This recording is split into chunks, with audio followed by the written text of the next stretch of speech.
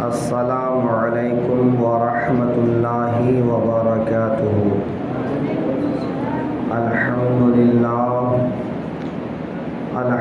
للہ الذی کفا وسلام علی حبیبہ الذین اصطفیٰ، اما بعد فاعوذ باللہ من الشیطان الرجیم، بسم اللہ الرحمن الرحیم۔ محمد رسول اللہ والذین معه اشداء علی الکفار ورحماء بینہم، صدق اللہ المولانا العظیم وصدق رسولہ النبی الامین المتین الکریم، ونحن علی ذلک لمن الشاہدین والشاکرین والحمد للہ رب العالمین۔ برادران ملت اسلامیہ، قرآن مقدس کی جس آیت کریمہ کی تلاوت کا شرف حاصل کیا، اس کی روشنی میں کچھ دیر گفتگو کرنے سے قبل آقائے دو جہاں سرور کون مقام مونس انس و جاں حضرت محمد مصطفیٰ صلی اللہ تعالی علیہ وآلہ وسلم کی دربار گوہر بار میں درود پاک کا نذرانہ محبت پیش کریں۔ اللہم صلی علی سیدنا و مولانا محمد بارک وسلم، صلاۃ و سلام علیک یا رسول اللہ صلی اللہ تعالی علیہ وآلہ وسلم۔ آج کی گفتگو کا عنوان ہے حضرت سیدنا عمر رضی اللہ تعالی عنہ کی ذات گرامی۔ اللہ رب العزت نے جب آقائے دو عالم صلی اللہ علیہ وسلم کو مبعوث فرمایا تو مکے کے اندر بڑی مخالفت ہوئی۔ آقائے دو عالم صلی اللہ علیہ وآلہ وسلم اب تک چھپ چھپ کر اسلام کی دعوت دے رہے تھے، لیکن اب معاملہ کھل چکا تھا اور مسلمان پوری طرح کفار مکہ کے ظلم و ستم کا نشانہ بن رہے تھے، لیکن ابھی مسلمان بہت تھوڑے تھے۔ ضرورت تھی کہ مسلمانوں کی صفوں میں کوئی مضبوط آدمی شامل ہو جائے، لہذا آقائے دو عالم صلی اللہ تعالی علیہ وسلم نے اللہ کی بارگاہ میں دعا کی، اے پروردگار عالم، عمر ابن خطاب اور عمرو بن ہشام، ان دونوں میں جو تیری بارگاہ میں پیارا ہو، اس کے ذریعے سے اسلام کی شوکت بڑھا، اسلام کو مضبوطی عطا فرما۔ اور ایک حدیث میں ہے کہ خاص کر حضرت عمر ابن خطاب رضی اللہ تعالی عنہ کے لیے آقائے دو عالم نے دعا مانگی کہ پروردگار عالم، اعز الاسلام بعمر ابن الخطاب خاصۃ، اے اللہ اسلام کو عمر ابن خطاب کے ذریعے سے عزت عطا فرما۔ الغرض حضرت عمر رضی اللہ تعالی عنہ جو کفار مکہ کے ساتھ مل کر سب سے زیادہ دشمنی میں مصروف تھے آقا کریم کو، یہاں تک کہ قتل کا ارادہ رکھتے تھے، ایک دن غیظ و غضب کے ساتھ نکل کر آقائے دو عالم صلی اللہ علیہ وسلم کی طرف روانہ ہوئے تو راستے میں ایک شخص بنی مخزوم میں سے ملا اور اس نے کہا کہاں کا ارادہ ہے؟ حضرت عمر رضی اللہ عنہ نے فرمایا، اس وقت کہا کہ محمد ابن عبداللہ کا کام تمام کرنے جا رہا ہوں، کیونکہ اب تک وہ مسلمان نہیں ہوئے تھے تو وہ اللہ کے رسول کو رسول نہیں مانتے تھے۔ وہ عمر غیظ و غضب میں آقائے دو عالم کے قتل کے ارادے سے جانے لگے تو راستے میں اس شخص نے روک کر کہا، اے عمر، اگر تم نے ان کو قتل کر بھی دیا تو بنی ہاشم تم سے قصاص لیں گے اور تم بنی ہاشم کے قصاص سے بچ نہیں پاؤ گے۔ تو حضرت عمر نے کہا کہ لگتا ہے تم بھی اپنے باپ دادا کے دین سے پھر گئے ہو۔ انہوں نے کہا، ہاں میں دین حق قبول کیا ہوں۔ اس کی طرف غصے میں لپک رہے تھے کہ اتنے میں کہا، اے عمر ذرا اپنے گھر کی خبر لے، تمہاری بہن بھی اسلام قبول کر چکی ہے۔ غصے میں بفرے ہوئے حضرت عمر رضی اللہ عنہ اپنی بہن کے گھر کی طرف گئے اور دروازے میں زور زور سے دستک دیا۔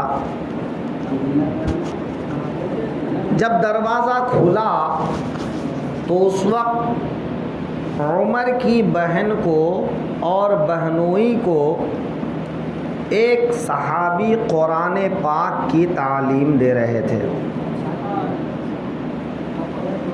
وہ چھپ کر کسی کونے میں بیٹھ گئے۔ بہن نے کہا، عمر کیا بات ہے؟ تو عمر نے غصے میں آ کر کہا، سنا ہے تم لوگ اپنے باپ دادا کے دین سے پھر گئے ہو، تم لوگ بھی مسلمان ہو گئے ہو۔ تو ان کے بہنوئی نے آگے بڑھ کر کہا، ہاں ہمارے باپ دادا کا دین جھوٹا تھا، یہ اللہ کا دین سچا ہے، ہم نے اللہ کے دین کو قبول کر لیا ہے۔ عمر ان پر ٹوٹ پڑے، بہنوئی کو بے تحاشا مارنے لگے۔ بہن بچانے کے لیے آئی تو بہن کو بھی مارا پیٹا، یہاں تک کہ بہن کے چہرے سے خون بہنے لگا۔ جب بہن کے چہرے سے خون بہنے لگا تو بہن نے جوش میں آ کر کہا، عمر تم سے جو ہو سکے وہ کر لے، لیکن ہم دین اسلام کو نہیں چھوڑیں گے۔ جب بہن کا رعب دار یہ کلام سنا تو ٹھنڈے پڑ گئے اور کہنے لگے، مجھے بتاؤ تم کیا پڑھ رہے تھے؟ اتنے میں وہ صحابی جو تعلیم دے رہے تھے باہر نکل کر آئے اور کہا، غسل کرو، بغیر غسل کے کوئی قرآن پاک کو نہیں چھو سکتا ہے۔ لہذا غسل کیا اور سورہ طٰہٰ کی کچھ آیتیں اس کو پڑھ کر سنایا۔ ابھی کچھ آیتیں پڑھا ہی تھا کہ دل میں رقت طاری ہوئی، آنکھوں میں آنسو جاری ہوئے اور کہنے لگا، مجھے بھی محمد ابن عبداللہ کے پاس لے چلو، اللہ کے رسول کے پاس لے چلو۔ آقائے دو عالم صلی اللہ علیہ وسلم حضرت ارقم کے گھر اس وقت تھے اور دیگر صحابہ کرام وہاں موجود تھے، خاص کر حضرت حمزہ موجود تھے۔ عمر کو جب آتے دیکھا تو تو حضرت حمزہ نے کہا کہ اگر اس کا ارادہ بھلائی کا ہے، اچھائی کا ہے تو ٹھیک ہے، اور اگر یہ کسی برے ارادے سے آ رہا ہے تو اس وقت اس کو قتل کرنا آسان ہے۔ عمر رضی اللہ عنہ جب قریب پہنچے تو آقائے دو عالم صلی اللہ علیہ وسلم باہر تشریف لائے اور گریبان کو پکڑ کر جھنجھوڑتے ہوئے کہا، اے عمر، کب تک اللہ کے دشمنوں میں رہو گے؟ اللہ کا سچا دین کیوں نہیں قبول کرتے؟ پھر عمر نے کہا، مجھے کلمہ پڑھائیے۔ آقائے دو عالم صلی اللہ علیہ وسلم نے ان کو کلمہ توحید کی تلقین کی۔ وہ کلمہ پڑھ کر مسلمان ہو گئے۔ 39 مسلمان کے بعد، یہ الگ الگ روایت میں الگ الگ اقوال ہیں، تقریباً 40واں مسلمان حضرت عمر ہیں۔ جب حضرت عمر رضی اللہ عنہ مسلمان ہوئے تو وہاں پر موجود صحابہ نے اس زور کے ساتھ نعرہ تکبیر بلند کیا کہ مکے میں دور دور تک نعرہ تکبیر کی آواز گونجنے لگی۔ حضرت عمر کہنے لگے، یا رسول اللہ، جب ہمارا دین حق ہے، ہم سچائی کے راستے پر ہیں، تو اس طرح ہم چھپ چھپا کر اپنی بات کیوں کرتے ہیں؟ ہم علی الاعلان خانہ کعبہ کے پاس جا کر طواف کیوں نہیں کرتے؟ ہم علی الاعلان خانہ کعبہ کے پاس حرم میں نماز کیوں نہیں پڑھتے؟ پھر آقائے دو عالم صلی اللہ علیہ وسلم کی اجازت سے موجود صحابہ 2 صفوں میں ہو گئے۔ ایک صف کے آگے حضرت حمزہ رضی اللہ عنہ اور دوسری صف میں عمر رضی اللہ عنہ، دونوں آگے آگے، صحابہ ان کے پیچھے پیچھے، اور بیچ میں آقائے دو عالم صلی اللہ علیہ وسلم کو لے کر خانہ کعبہ کے پاس پہنچے۔ جب لوگوں نے دیکھا تو حیران رہ گئے کہ آج اسلام کے دامن میں مکہ کا ایک سردار آ چکا تھا، ایک بہادر آ چکا تھا، ایک جوان آ چکا تھا۔ ایک طرف حضرت حمزہ جو ایک عظیم الشان بہادر اور شہسوار تھے، اور دوسری طرف حضرت عمر رضی اللہ عنہ جو اپنی قوم کے سردار اور سفارت کے کام پر مصروف تھے۔ جب وہ مسلمان ہوئے تو اس دن سے حق اور باطل واضح ہو گیا، صحیح اور غلط کا فرق واضح ہو گیا۔ اب اعلانیہ طور پر لوگ نمازیں پڑھنے لگے، اعلانیہ قرآن پاک کی تلاوت کرنے لگے، خانہ کعبہ کا طواف کرنے لگے۔ اسی وجہ سے حضرت عمر کو آقائے دو عالم کی بارگاہ سے جو لقب ملا وہ فاروق اعظم کا لقب ملا۔ فاروق کا معنی ہے صحیح اور غلط کے بیچ میں فرق کر دینا۔ حضرت عمر رضی اللہ عنہ مسلمان ہوئے تو حق و باطل کے بیچ میں نشان امتیاز بن گیا، خط فاصل بن گیا، اور حضرت عمر رضی اللہ عنہ مسلمان ہو گئے۔ ذرا غور تو کیجئے، اور حضرات ہوتے ہیں جو اپنی خواہش سے آقائے دو عالم کی بارگاہ میں حاضر ہو کر ایمان قبول کرتے ہیں، لیکن حضرت عمر کی ذات وہ ہے کہ آج آقائے دو عالم خود ان کے ایمان کی دعا مانگتے ہیں۔ گویا یہ کہنا درست ہے کہ اور لوگ مرید ہیں اور حضرت عمر رسول اللہ کی مراد ہیں۔ جب حضرت عمر ایمان لے آئے تو گویا کہ اللہ نے اپنے محبوب کی مراد پوری کر دی اور اسلام کی شان و شوکت کو بڑھا دیا۔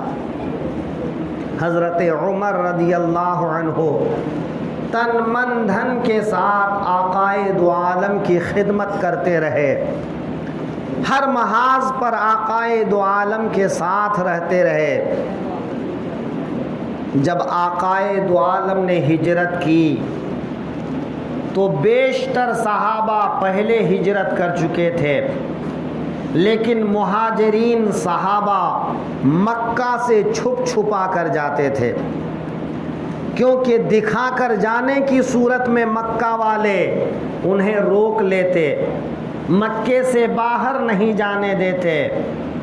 حضرت عمر رضی اللہ عنہ نے جس دن ہجرت کا ارادہ کیا تو آپ جنگی لباس پہنے، اپنی تلوار حمائل کیا اور پوری شان و شوکت کے ساتھ باہر نکلے، اور حضرت عمر رضی اللہ عنہ خانہ کعبہ کا طواف کیے اور حرم میں پکار کر کہا، اے لوگو سن لو، جسے اپنی ماں کو اپنے بیٹے پر رلانا ہے وہ آئے عمر کا مقابلہ کرے، جسے اپنی بیوی کو بیوہ کرنا ہے، جسے اپنے بچوں کو یتیم کرنا ہے وہ آئے اور عمر سے مقابلہ کرے۔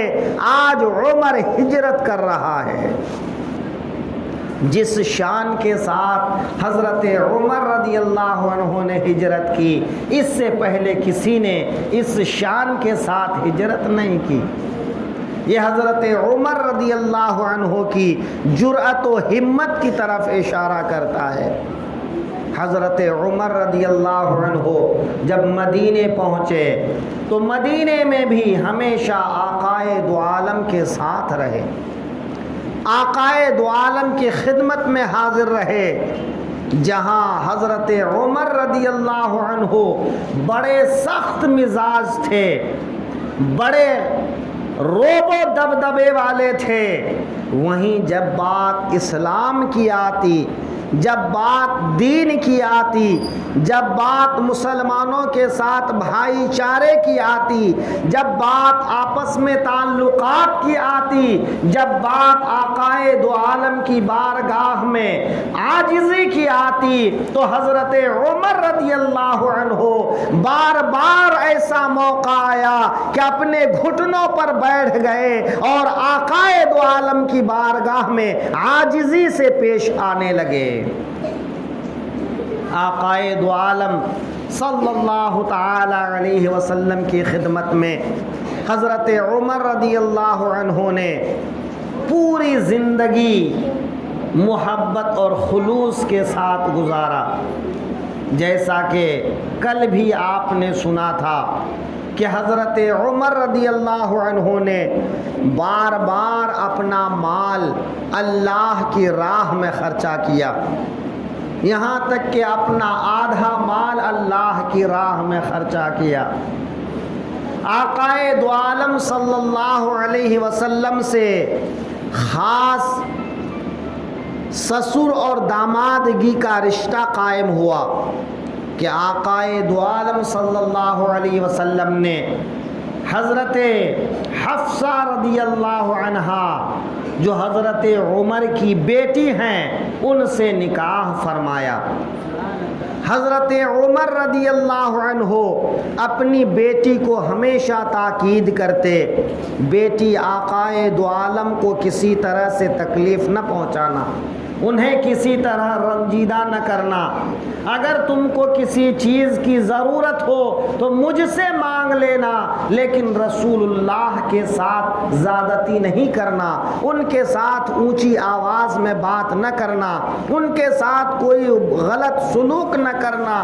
حضرت حفصہ کا دماغ گرم تھا، وہ گرم دماغ کی تھیں، لیکن بار بار حضرت عمر تاکید کرتے کہ بیٹی کہیں اپنے گرم دماغ کی وجہ سے رسول اللہ کی بارگاہ میں کوئی ناگوار بات نہ کر دینا جس سے رسول اللہ ناراض ہوں۔ لیکن حضرت عمر رضی اللہ عنہ نے جس سلیقے کے ساتھ بیٹی کو نصیحت کی، بیٹی نے اسی سلیقے کے ساتھ آقائے دو عالم کی خدمت بھی کی، کبھی آقائے دو عالم کو ناراض نہیں کیا۔ آقائے دو عالم صلی اللہ علیہ وسلم کی خدمت میں حضرت عمر رضی اللہ عنہ جب کبھی کوئی مشورہ پیش کرتے تو اللہ رب العزت حضرت عمر کی تائید میں قرآن اتار دیتا۔ اگر کسی معاملے میں دیگر صحابہ کرام کوئی اور مشورہ دیتے اور حضرت عمر کوئی اور مشورہ دیتے تو اللہ حضرت عمر کے مشورے کی تائید میں قرآن اتارتا۔ قرآن پاک میں 21 مرتبہ ایسا ہوا کہ حضرت عمر کی رائے سے اللہ نے موافقت کی، کہ جو رائے حضرت عمر نے دی، جو بات حضرت عمر نے کہا، جو مشورہ حضرت عمر نے دیا، اللہ نے اس کی تائید میں قرآن اتارا۔ یہ حضرت عمر کی فضیلت ہے۔ میرے آقا صلی اللہ علیہ وسلم ارشاد فرماتے ہیں، اے لوگو، اگر میرے بعد کوئی نبی ہوتا، میرے بعد کوئی نبی نہیں ہوں گے، اللہ نے قرآن پاک میں صاف کر دیا، ما کان محمد ابا احد من رجالکم ولکن رسول اللہ و خاتم النبیین۔ اے لوگو، اللہ کے رسول میں سے کسی کے باپ نہیں ہیں، لیکن وہ اللہ کے رسول ہیں اور وہ آخری نبی ہیں کہ ان کے بعد اب کوئی نبی اس دنیا میں نہیں آنے والے ہیں۔ حضرت عمر رضی اللہ عنہ کے بارے میں میرے آقا فرماتے ہیں کہ اگر میرے بعد کوئی نبی ہوتا، اگرچہ نہیں ہوگا لیکن اگر ہوتا تو حضرت عمر ہوتے۔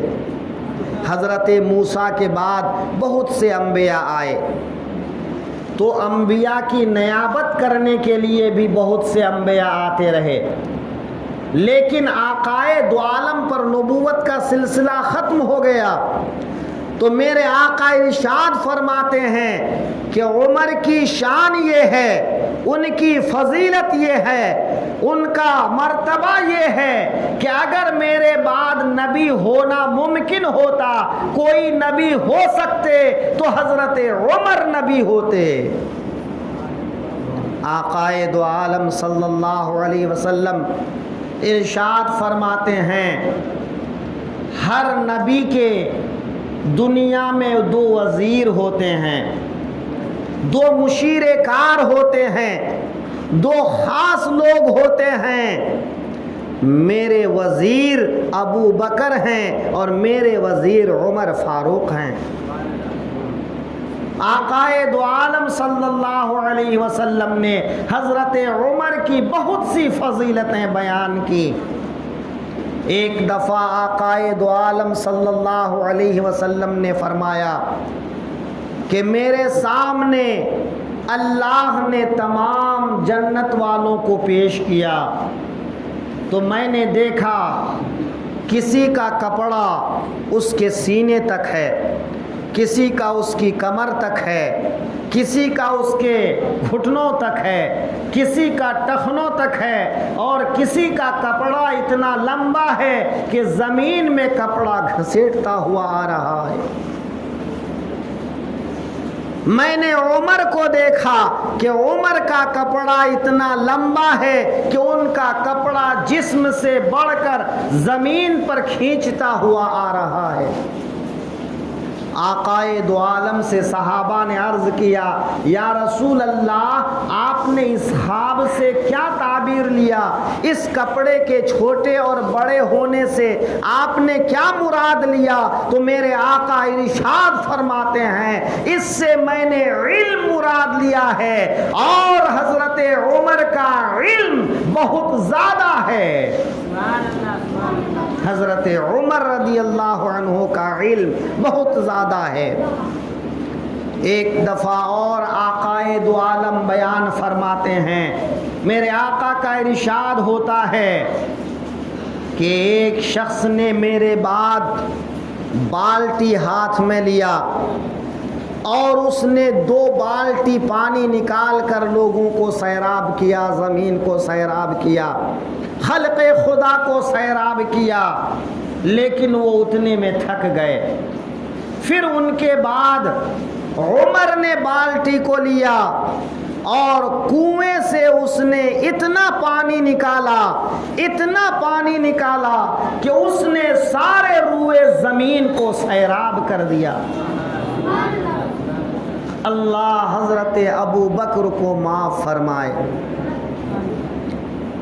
اس سے میرے آقا کریم کا اشارہ یہ ہے کہ میرے بعد خلافت کی مسند پر صدیق اکبر بیٹھیں گے، لیکن ان کا زمانہ بہت تھوڑا ہوگا، اور واقعی آپ دیکھیں گے کہ حضرت ابو بکر 2 سال کچھ مہینے خلافت کے کام انجام دے کر اس دار فانی سے دار بقا کی طرف کوچ کیے، اور پہلوئے آقائے دو عالم میں انہوں نے اپنا مدفن بنایا۔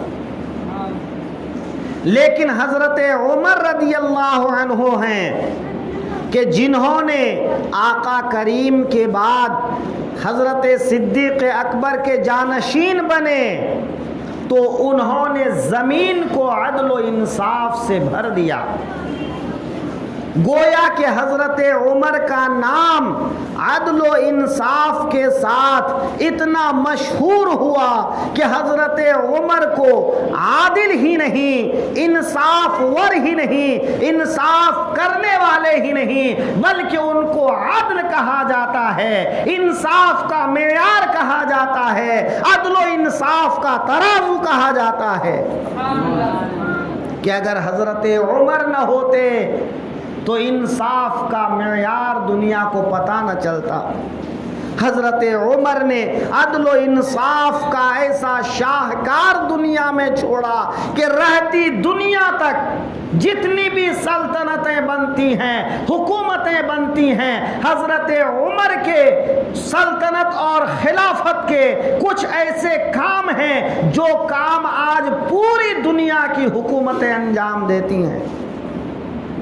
حضرت عمر سے پہلے باضابطہ فوج کی تنخواہیں نہیں تھیں، حضرت عمر نے باضابطہ فوج کی تنخواہ مقرر کی، ان کی چھٹیاں مقرر کی، ان کے لیے رہن سہن کے انتظامات کیے، ان تک اپنے گھر سے خبر رسانی کے لیے ڈاک خانہ کے طور پر قاصد مقرر کیے، انہوں نے غریبوں، یتیموں اور بوڑھوں کے لیے معاوضہ بھتہ جاری کیا، ان کی خوراکی کا انتظام کیا۔ حضرت عمر رضی اللہ عنہ نے اپنی پوری زندگی اسلام اور مسلمانوں کی خدمت کی۔ آقائے دو عالم صلی اللہ علیہ وسلم کے اس سچے عاشق نے عشق و محبت کی ایسی داستان رقم کی ہے جو آئندہ دنیا کبھی پیش نہیں کر سکتی ہے۔ حضرت عمر کے روب و دبدبے کا یہ عالم ہوتا تھا کہ قیصر و کسریٰ تھرا کر رہ جاتے تھے۔ وقت کا سپر پاور دہل جایا کرتا تھا، لیکن سادگی کا عالم یہ تھا کہ زمین بچھونا ہوتا، اینٹ تکیہ ہو جاتا، اور اس طرح سے آپ سادگی کے ساتھ کہیں بھی شب و روز گزار لیتے۔ جب آپ سفر میں ہوتے تو آپ کے لیے خاص خیمہ نہیں ہوتا، کسی درخت پر کپڑے ڈال دیتے، سایہ کرتے اور اسی کے نیچے سو جاتے۔ آقائے دو عالم صلی اللہ علیہ وسلم کے اس عاشق نے رسول اللہ کی سنتوں کو اس مضبوطی کے ساتھ پکڑا کہ زندگی بھر انہوں نے رسول اللہ کی سنتوں کو اپنے عمل میں رکھا اور دنیا کے لیے مثال قائم کر دیا۔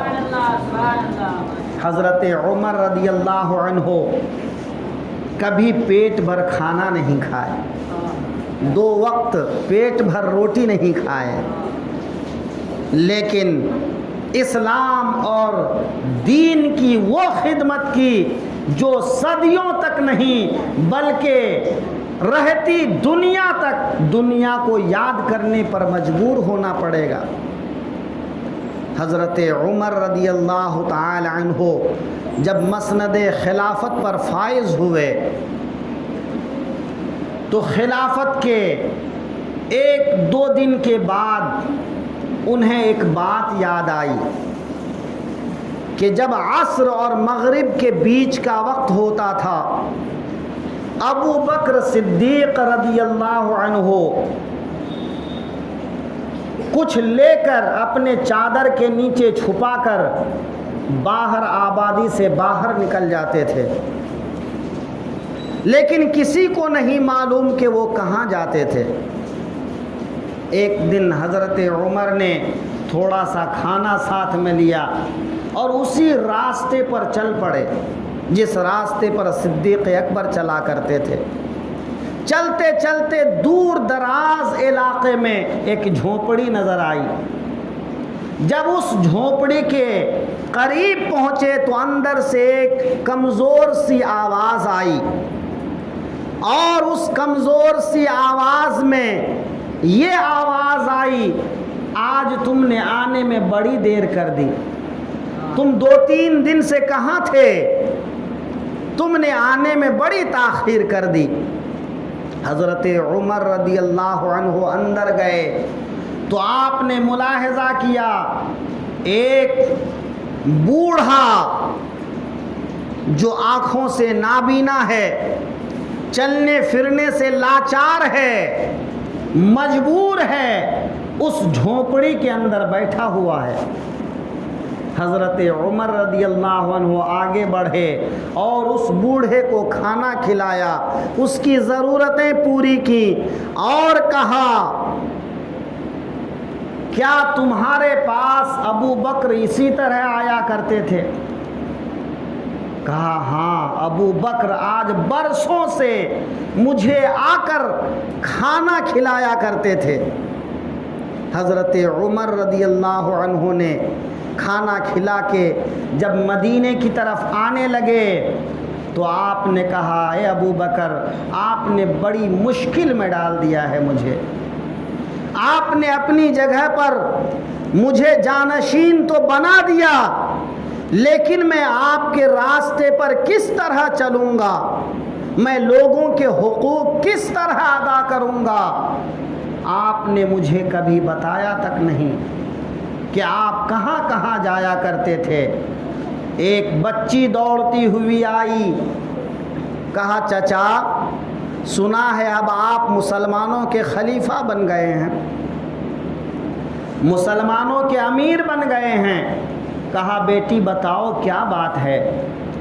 کہا اس سے پہلے جو خلیفہ تھے، امیر المؤمنین تھے، وہ ہمارے گھر آیا کرتے تھے، ہماری بکریوں کا دودھ دوہ کر ہم لوگوں کو دے دیا کرتے تھے، ہم یتیم ہیں، ہمارے والد نہیں ہیں اور ماں کو دودھ نکالنا نہیں آتا ہے، کیا آپ چلیں گے ہماری بکریوں کا دودھ نکال دیں گے؟ ذرا غور تو کیجئے، سینکڑوں ہزاروں میل پر حکومت کرنے والے حاکم کا حال یہ ہے کہ کہ ایک بچی آتی ہے اور بے تکلف کہتی ہے چچا کیا آپ ہماری بکریوں کا دودھ نکال دیں گے؟ حضرت عمر بچی کا ہاتھ پکڑتے ہیں، گھر چلے جاتے ہیں اور دودھ نکال کر واپس آ جاتے ہیں۔ کیا کوئی بادشاہ ایسا کرے گا؟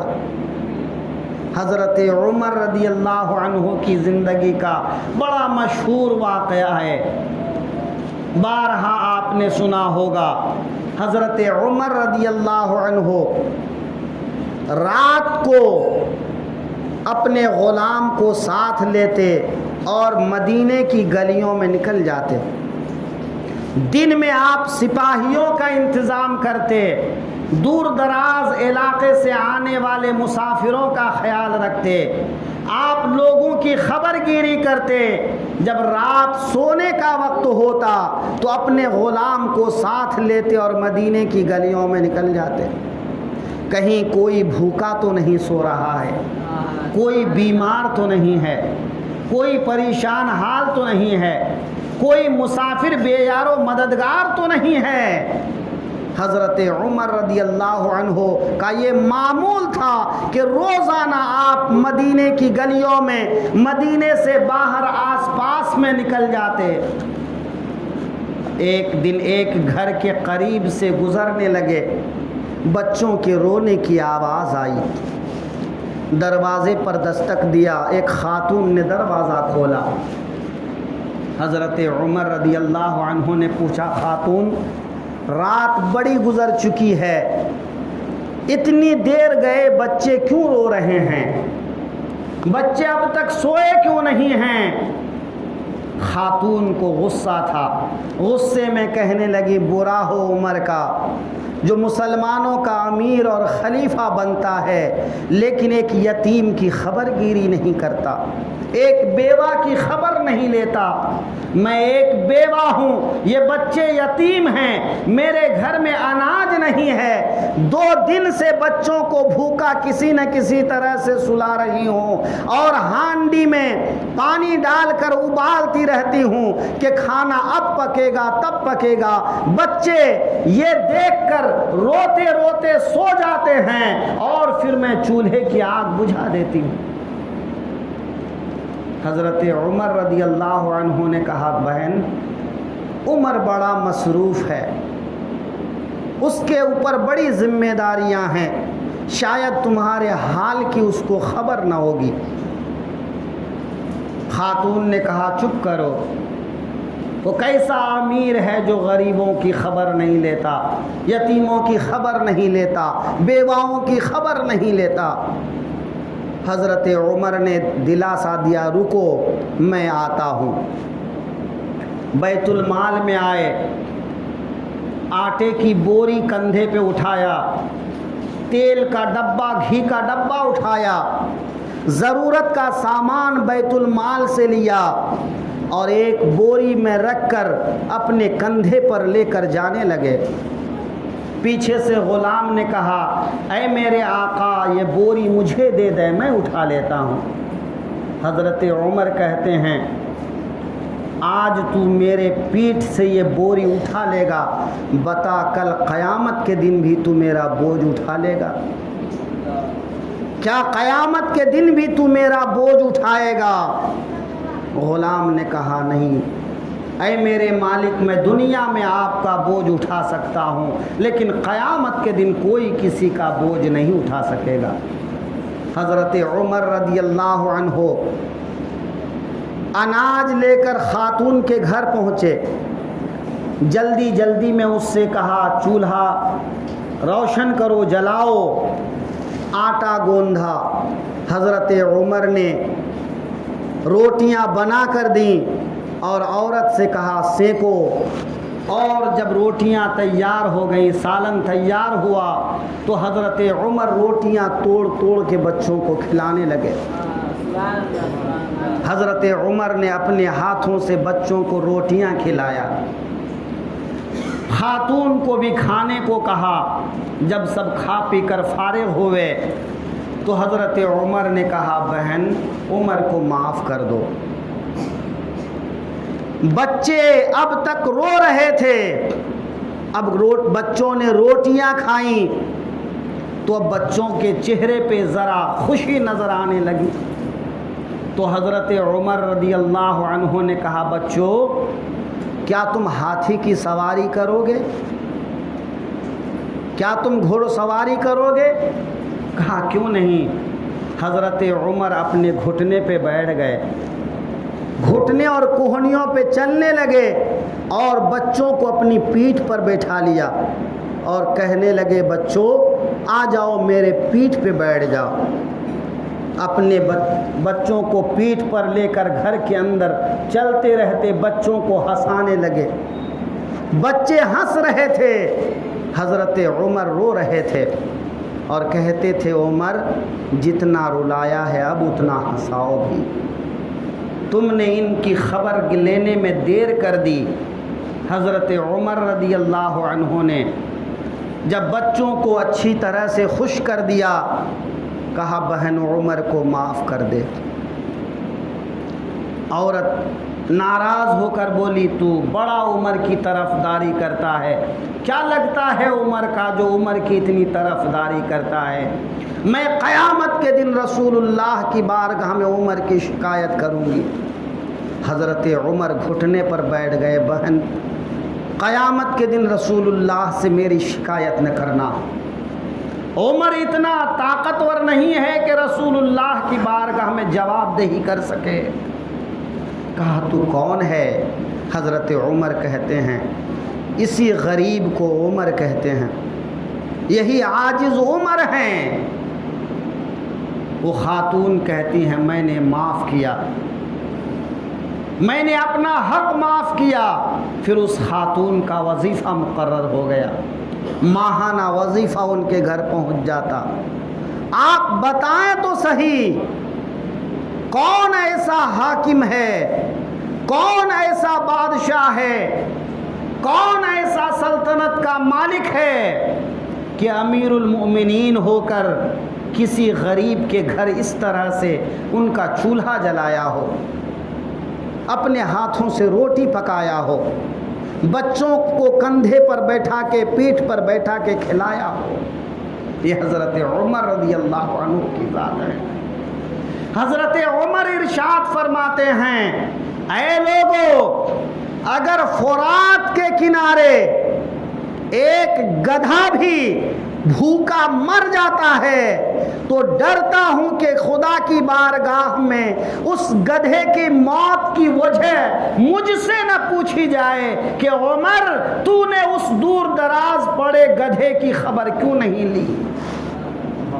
وہ حضرت عمر رضی اللہ عنہ, ان کی زندگی پر اگر گفتگو کی جائے تو گفتگو طویل ہو جائے. حضرت عمر رضی اللہ عنہ نے پوری زندگی آقائے دو عالم کی امت کی خدمت کی.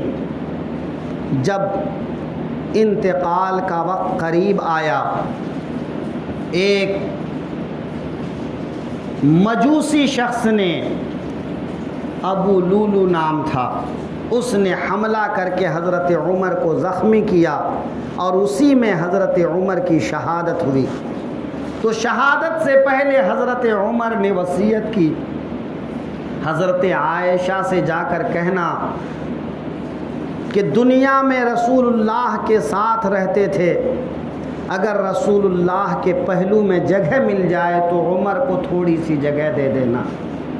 اگر حضرت عائشہ وہاں دفن ہونے دینے کے لیے راضی ہو جائے تو مجھے اپنے حبیب کی بارگاہ میں حضرت ابو بکر کے پاس میں مجھے دفن کر دینا, ورنہ جنت البقیع میں عام مسلمانوں کے قبرستان میں دفن کر دینا.